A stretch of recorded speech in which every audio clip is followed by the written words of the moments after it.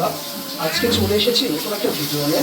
আর আজকে রান্না করা হবে রুই মাছ আলু দিয়ে। একদমই ফ্রেশ রুই মাছ, বাজার থেকে একদম সকালে আনা টাটকা মাছ দিয়ে আজকে সুন্দর একটা রুই মাছের ঝোল হবে। আর এটা রান্না করা হবে আলু দিয়ে। আর এর জন্য প্রথমে মাছগুলো সুন্দরভাবে ভেজে নিচ্ছে।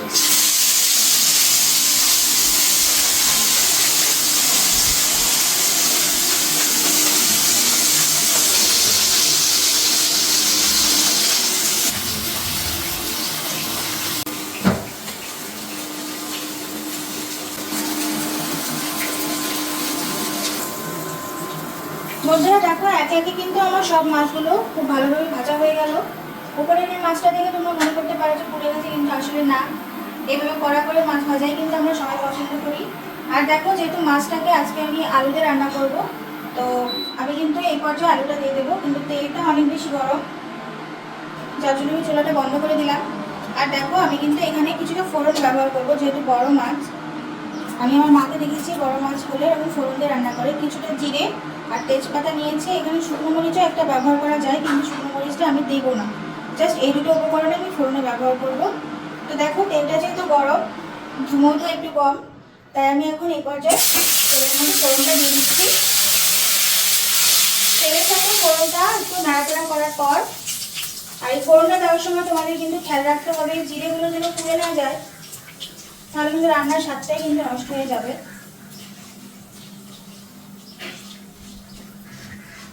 দেখো, ফোড়নটা দিয়ে দিলাম। যেহেতু এখন চুলা অফ আছে, আমি কিন্তু এখন দিয়ে দিচ্ছি কাটা এই যে কেটে রাখা আলু থেকে আলু। আলুগুলো আমি দিয়ে দিচ্ছি, আর সাথে কিছুটা সেরা কাঁচা লঙ্কা আছে, এগুলো বেশ ফ্লেভারের জন্য। এখন আমি কিন্তু চুলাটা অন করে দেবো, কিন্তু একদমই লো ফ্লেমে।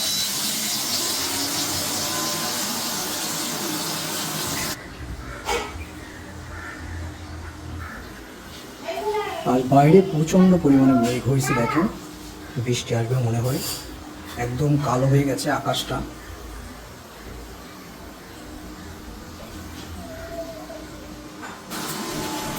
বন্ধুরা দেখো, আলুগুলো কিন্তু আবার ভালোই ভাজা হয়ে গেছে, একদম লাল লাল। এর থেকে বেশি কিন্তু আমি আলুটাকে ভাজা করবো না। এখন আমি এই পর্যায়ে কিন্তু মাছের জন্য যে মশলাগুলো ব্যবহার করবো সেগুলো আমি দিয়ে দেবো। আর সেগুলো কিন্তু সমস্তটাই গুঁড়ো মশলা, যার জন্য কিন্তু আমি আগে থেকে একটু জল দিয়ে দিচ্ছি, যাতে করে মশলাটা পুড়ে না যায়। জল দিয়ে দিলাম। এখন আমার আর আলু বা মশলা পুড়ে যাওয়ার কোনো ভয় নেই। এখন আমি আস্তে আস্তে সমস্ত গুঁড়ো মশলাগুলো ব্যবহার করবো। তো আগেই দিয়ে দিচ্ছি হচ্ছে শুকনো মরিচের গুঁড়া, একদম অল্প পরিমাণে ব্যবহার করবো, কারণ আমার মেয়ে ঝাল খেতে পারে না। আর ব্যবহার করবো হচ্ছে এখানে জিরার গুঁড়া, আর ব্যবহার করবো হচ্ছে ধনিয়া গুঁড়া।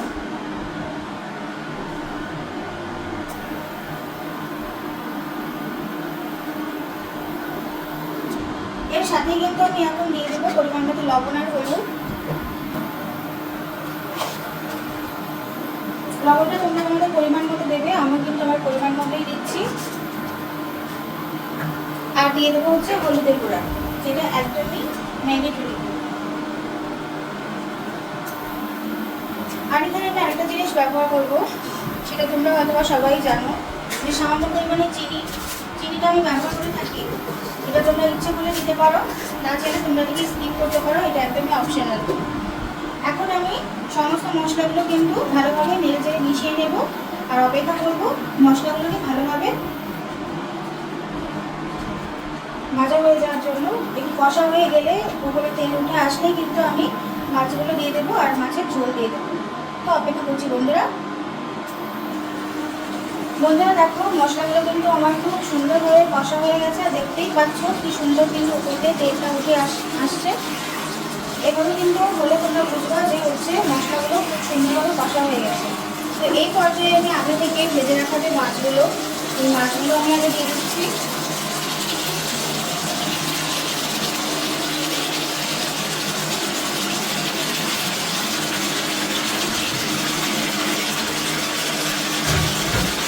আর দেখো, আমি এখন মাছের জন্য ঝোলের জলটা সেটা কিন্তু আমি এখন দিয়ে দিচ্ছি। এবার আমি সব কিছু একটু হালকা হাতে জলের সাথে সমস্ত কিছু মিশিয়ে নিচ্ছি। আমি কিন্তু আমার পরিমাণ মতো ঝোলের জন্য জল দিয়ে দিলাম। তোমরা তোমাদের পরিমাণ মতো কিন্তু ঝোলের জন্য জল ব্যবহার করতে পারো। মাছ রান্না করার জন্য যা আগে থেকেই প্রয়োজন তা কিন্তু আমি সমস্ত কিছু দিয়ে দিয়েছি আগেই। এখন কিন্তু আর কিছুই ব্যবহার করবো না, জাস্ট অপেক্ষা করবো মাছের ঝোলে কলা বসার জন্য।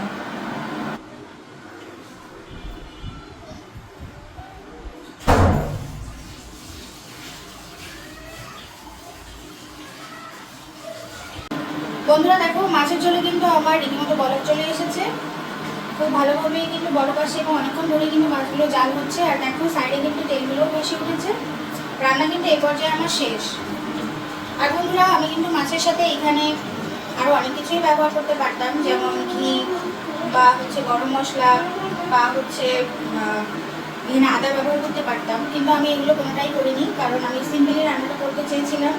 যেহেতু আমাদের সবারই হেলথ ইস্যু আছে কিছু না কিছু কম বেশি, তো আমাদের উচিত যে সবসময় অল্প তেলে এবং অল্প মশলায় খাবার খাওয়া। তো আমি সেভাবেই সিম্পলি রান্নাটা করতে চেয়েছি এবং সেভাবেই করেছি। এভাবে তোমরা বাসায় খেয়ে দেখো, খুব অল্প সময়ে কিন্তু সিম্পলি খুব স্বাদের রান্না করা যায়। অনেক মশলা ব্যবহার করলে আসলে যে রান্না ভালো হবে ব্যাপারটা তেমন নয়। তো বন্ধুরা, আমার দেখানো রেসিপিটা তোমরা বাসায় রান্না করে কেমন লাগলো অবশ্যই আমাকে কিন্তু কমেন্ট করে জানাতে ভুলো না। লাইক কমেন্ট করো, আর আমার চ্যানেলটিকে অবশ্যই তোমরা সাবস্ক্রাইব করে দিও। পাশে থেকো, তোমরা সবাই ভালো থেকো, আমাদের সবাইকেও তোমাদের প্রার্থনা রাখো। এই অবস্থায় আমি আজকের ভিডিওটি শেষ করছি। Tata, bye bye.